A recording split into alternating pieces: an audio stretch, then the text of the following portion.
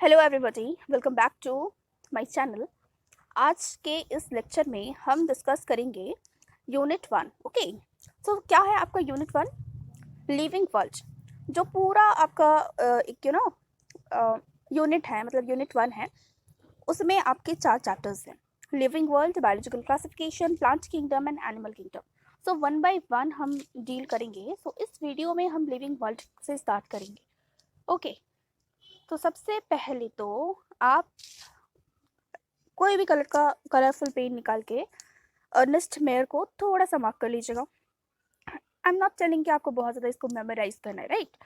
Questions ऐसे नहीं आएंगे कि आपको एक एक साइंटिस्ट का नाम पूछा जाए, एक एक एवरीथिंग आपको पूछा जाए।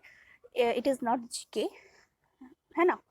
आपको बस दिमाग में रखना है कि हमने इस साइंटिस्ट को कौन से चैप्टर में पढ़ा था। आपको हर चैप्टर के प्रीवियस पेज, यानी चैप्टर के स्टार्ट होने के पहले वाले पेज पे आपको साइंटिस्ट के नेम और थोड़े से इन्फॉर्मेशन उसके मिल जाएंगे। तो आपको जस्ट उसको रीडिंग करना है, ऐसे ही नॉर्मल रीड करना है और मार्क कर लेना है साइंटिस्ट के नाम को। थोड़ा सा दिमाग में रखना कि हाँ, 1904 से लेके 2004 तक में जो पीरियड था इनका था, है ना?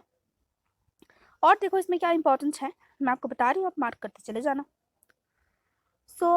इसमें जो इम्पोर्टेंट है वो 3 प्राइजेस हैं। एक है बाल्टन प्राइज इन 1983, दूसरा क्या हो गया, दूसरा हो गया international prize for the biology in 1994, and तीसरा है क्रैफोर्ड प्राइज इन 1999। तो ये तीनों जो प्राइजेस हैं, ये तीनों प्राइजेस जो है आपको याद रखनी है। Balzan prize along with the date 1983, International Prize for the Biology along with the date 1994, and also Crawford Prize in 1999. So आपको तीनों जो प्राइजेस के नाम हैं along with the dates याद रखने हैं। ऑल्सो आपको याद रखनी है कि the Darwin of the 20th century was one of the 100 greatest scientists of all the time, and ये जो नेम है ये अर्नेस्ट मेयर के लिए यूज़ किया गया था, मतलब उनको ये टर्म से रिस्पेक्ट दिया गया था।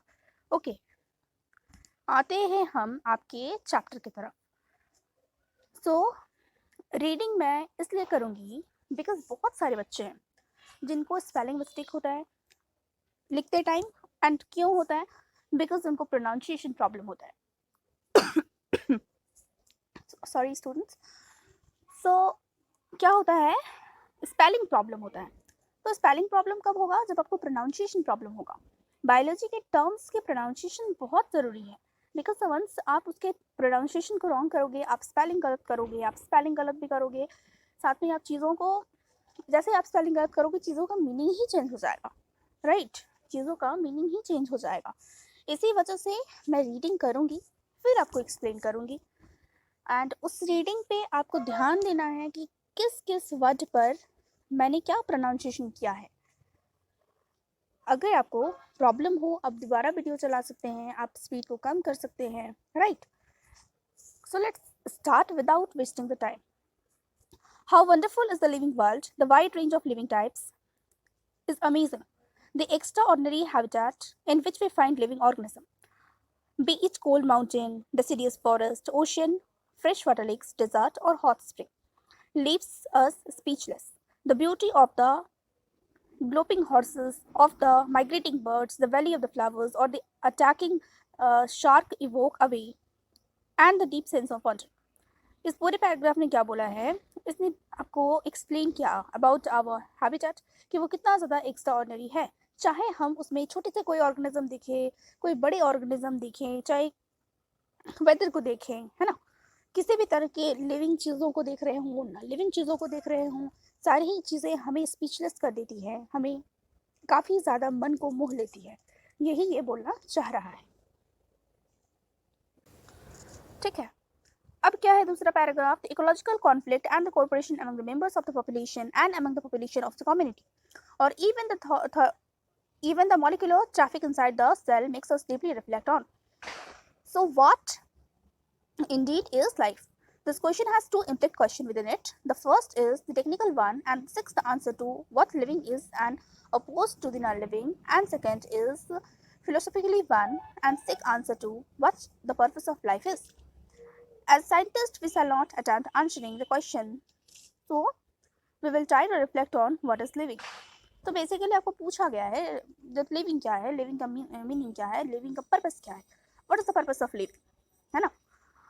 सो हमें यहाँ पर सिर्फ लिविंग के लिविंग को ही एक्सप्लेनेशन करना है, उसके बारे में ही हमें पढ़ना है। सो क्या बता रहा है आपकी किताब इसके बारे में। So when we try to define living we conventionally look for distinctive characteristics exhibited by living organisms. Growth, reproduction, ability to sense environment, and mount a suitable response come to our mind immediately as a unique feature of living organism. One can add a few more features like the metabolism, ability to self-replicate, self-organize, interact, and emergence to this list. So let us try to understand each of this. क्या बताया explanations में, इसने क्या बताया है कि जब भी हम किसी लिविंग को डिफाइन करते हैं तो हम डिस्टिंक्टिव कैरेक्टरिस्टिक्स को देखते हैं कि उस पर्टिकुलर ऑर्गेनिज्म में कौन से फीचर्स हैं, कौन से डिस्टिंक्टिव फीचर्स हैं। Do you know the meaning of distinctive features? Distinctive features का मतलब हुआ कि जिससे हम डिस्टिंग्विश कर सकते हैं मतलब कौन सी चीज़ें लिविंग है, कौन सी चीज़ें नॉन लिविंग है। अगर हमें क्लास मतलब बोलना है, लाइक पहचानना है ना, आइडेंटिफाई करनी है। एक हमारे सामने कोई पेड़ रखा हुआ है ऐसे गार्डन से उठा करके जो हम लोग पॉट्स में लगाते हैं, और एक हमारे सामने रख दिया एक प्लास्टिक वाला जो ऑर्डिनरी हम लोग आजकल यूज़ कर रहे हैं। तो हम ऐसे कौन से फीचर्स हैं जिस फीचर से ये डिसाइड करेंगे कि कौन सा लिविंग है और कौन सा नॉन लिविंग, है ना।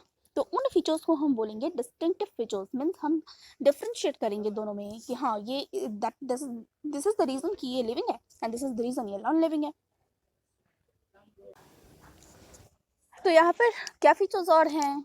ग्रोथ है, रिप्रोडक्शन है, एबिलिटी टू सेंस एनवायरनमेंट है, mount a suitable response come to our mind immediately as a unique feature, है ना।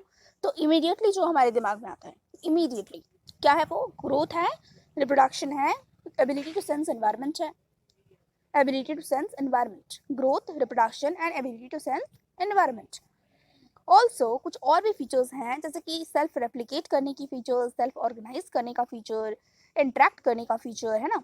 ये किसी भी नॉन लिविंग थिंग्स में आपको नहीं मिलेगा। If you will have a bottle in your room, if you will have your laptop, your desk, your books, तो कहीं ना कहीं आप फील कर रहे होगे that they didn't have this kind of properties which we are finding in living, right. तो इतना तो हम डिस्टिंग्विश कर ही सकते हैं, और ये तो बहुत ही लाइक सोचने वाली भी चीज़, आप सोच करके भी इसको लिख सकते हो। There is nothing to remember in it. बाकी जो आपके और ज़्यादा उसको एक्सप्लेन किया गया है उसके अकॉर्डिंगली बोला गया है कि all living organism grow, increase in mass and increase in number of individuals are twin characteristics of growth. A multicellular organism grow by cell division. In plant, the growth by cell division occurs continuously throughout their lifespan. But animal के case में क्या होता है, particular certain time तक ही वो होता है, उसके बाद उसे ग्रोथ नहीं होती है। आप देखे होंगे आपके पेरेंट्स को, है ना। आप फैमिली में बहुत सारे लोगों के साथ में रहते हैं, तो आपने अपने पेरेंट्स को देखा होगा कि और उनका हाइट नहीं बढ़ रहा है, एक फिक्स हो गया है and it is not increasing. But आप अगर आपके भाई बहन को देखोगे, if you will look after your siblings, if you will look after your self, if you will look after your friends, तो आपको दिख रहा होगा कि ये बड़ा होता चला जा रहा है, बड़ा होता चला जा रहा है। तो ये जो चीज़ है, हमारे कपड़े भी छोटे हो जाते हैं क्योंकि हमारी हाइट बढ़ती चली जाती है। तो ये जो चीज़ है ये क्या है? इंक्रीमेंट है, ये ग्रोथ है। लेकिन ये आप अपने पेरेंट्स में नहीं देखोगे। क्यों नहीं देखोगे? क्योंकि वो एक ऐसे टाइम पर पहुंच गए हैं जहाँ पर जो ग्रोथ है वो सर्टन हो चुका है, यानी वो लिमिटेड हो चुका है। तो ये पूरी जो सिचुएशन है, सिनेरियो है, ये सारे एनिमल्स के साथ में होता है कि एक पर्टिकुलर टाइम तक ही उनकी ग्रोथ बढ़ती है, उनकी उसके बाद में जो ग्रोथ है वो वहीं तक रह जाएगी। आगे मतलब ऐसा नहीं है कि वो through out the life time बढ़ता चला जाता है। पर अगर आप किसी पेड़ को देखोगे तो पेड़ में ये चीज़ होता है। किसी प्लांट में अगर आप नोटिस करोगे तो प्लांट में ग्रोथ जो है वो continuously through the life span होता है। अब इसका मतलब ये नहीं कि उसकी हाइट बढ़ते बढ़ते इन्फिनाइट तक चली जाए। ग्रोथ का मतलब सिर्फ वो नहीं होता है, उसके लाइक पत्ते झड़ेंगे, फिर दोबारा उसके जो ब्रांचेस हैं वो ग्रोथ उनका बढ़ता चला जाएगा। तो इस तरह से भी ग्रोथ जो है कंटिन्यूसली होती रहती है। आई होप जितना भी मैंने एक्सप्लेन किया आप लोगों को समझ में आया होगा। And for more lectures of this chapter. Stay tuned to this channel, and if you like the video, then don't forget to like, share and subscribe, and also comment below that which chapter you want that I must upload before your exam. Thank you, everybody.